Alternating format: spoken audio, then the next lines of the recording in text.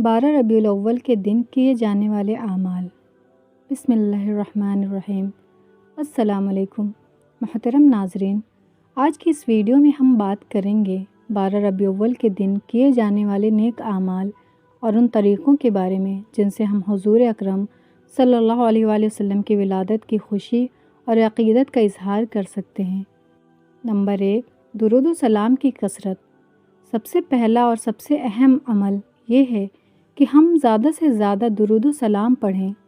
قرآن میں بھی اللہ تعالیٰ نے فرمایا کہ بے شک اللہ اور اس کے فرشتے نبی پر درود بھیجتے ہیں۔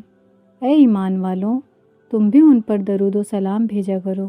لہٰذا یہ دن ہمیں یاد دلاتا ہے کہ ہم اپنی زبان کو درود شریف سے تر رکھیں۔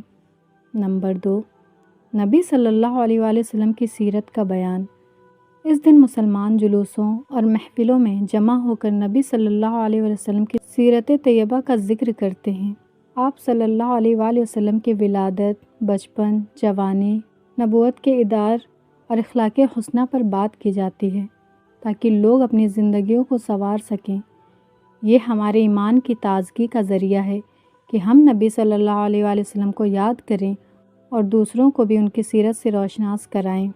نمبر 3، محافل میلاد اور نعت خوانی۔ اس دن جگہ جگہ میلاد النبی صلی اللہ علیہ وآلہ وسلم کی محافل سجتی ہیں، نعتیں پڑھی جاتی ہیں اور حضور صلی اللہ علیہ وآلہ وسلم کی شان و عظمت بیان کی جاتی ہے۔ یہ سب نبی صلی اللہ علیہ وآلہ وسلم سے محبت کا اظہار کا ذریعہ ہے۔ نمبر 4، قرآن پاک کی تلاوت۔ کچھ لوگ اس دن خاص طور پر قرآن پاک کی تلاوت اور ختم قرآن کا اہتمام کرتے ہیں کیونکہ قرآن ہی وہ کتاب ہے جو نبی صلی اللہ علیہ وآلہ وسلم پر نازل ہوئی اور ہمیں زندگی کے ہر شعبے میں رہنمائی فراہم کرتی ہے۔ نمبر 5، غریبوں اور مساکین کی مدد۔ حضور صلی اللہ علیہ وآلہ وسلم کی پوری زندگی غریبوں، یتیموں اور محتاجوں کی مدد سے بھری ہوئی تھی۔ اس دن ہمیں بھی چاہیے کہ ہم صدقہ خیرات کریں، کھانا تقسیم کریں اور کسی کی حاجت پوری کریں۔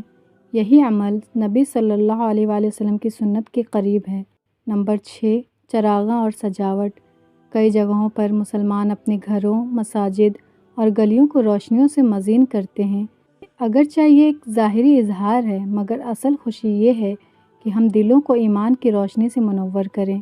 نمبر 7، جلوس میلاد۔ کچھ ملکوں اور شہروں میں مسلمان جلوس نکالتے ہیں، درود و سلام پڑھتے ہیں اور نبی صلی اللہ علیہ وآلہ وسلم کی آمد کی خوشی کا اعلان کرتے ہیں۔ اس سے محبت اور بھائی چارے کا ماحول قائم ہوتا ہے۔ نمبر 8، خصوصی دعائیں۔ آخر میں سب سے ضروری عمل دعا ہے۔ اس دن ہمیں یہ دعا کرنی چاہیے، یا اللہ ہمیں اپنے محبوب صلی اللہ علیہ وآلہ وسلم کی سچی محبت عطا فرما، ان کی سنتوں پر عمل کرنے کی توفیق عطا فرما اور قیامت کے دن ہمیں ان کے جھنڈے تلے جمع فرما، آمین یا رب العالمین۔ 12 ربیع الاول کا انمول تحفہ۔